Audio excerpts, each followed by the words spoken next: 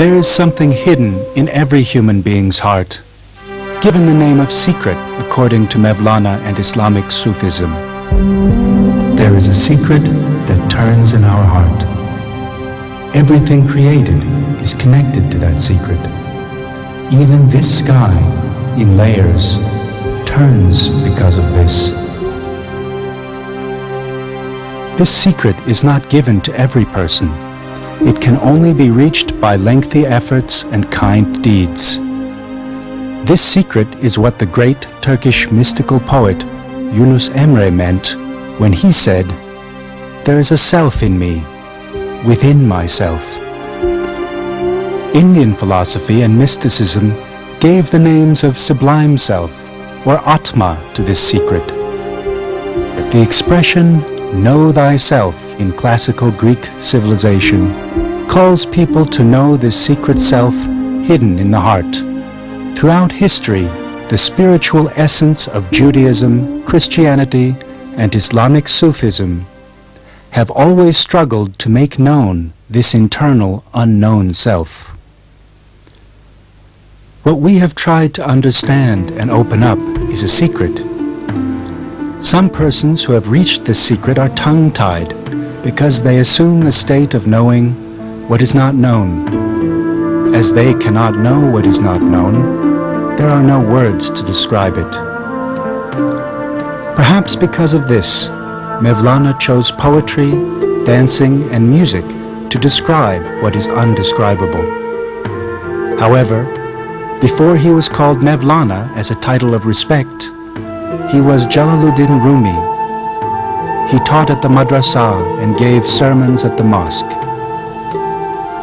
He was a respected, contented Sufi and a very beloved scholar. Mevlana received his first education from his father. After his father's death, he continued with his father's student. He went to Aleppo and Damascus.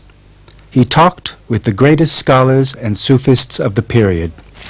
He was moist clay in the hands of these masters. His fate was to enter into the mold of his teachers and to be baked in the oven. He would be alone like everyone while being baked. Finally, when the secret fire that he called the inner love flared up, it would burn to ashes everything he knew as Jalaleddin. Weren't all of these preparations for that moment? According to Mevlana, love is such a strong fire that, other than God, it burns all creatures and their relations and destroys them.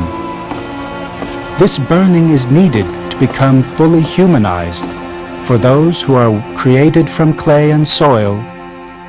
According to Mevlana, the evolution of human beings has not yet been completed because human beings were created to be mature, perfect, and complete.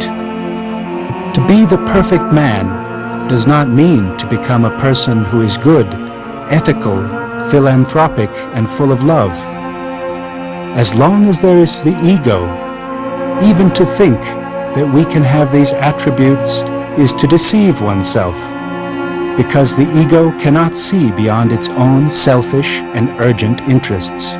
To be the perfect man means to abandon all known positive and negative feelings and habits, and to take on the unrecognized and unknown consciousness and essence different from the ego.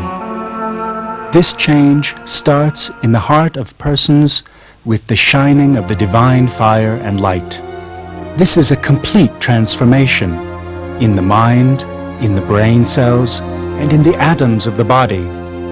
This is a transformation into an existence where the body becomes lighter and transparent.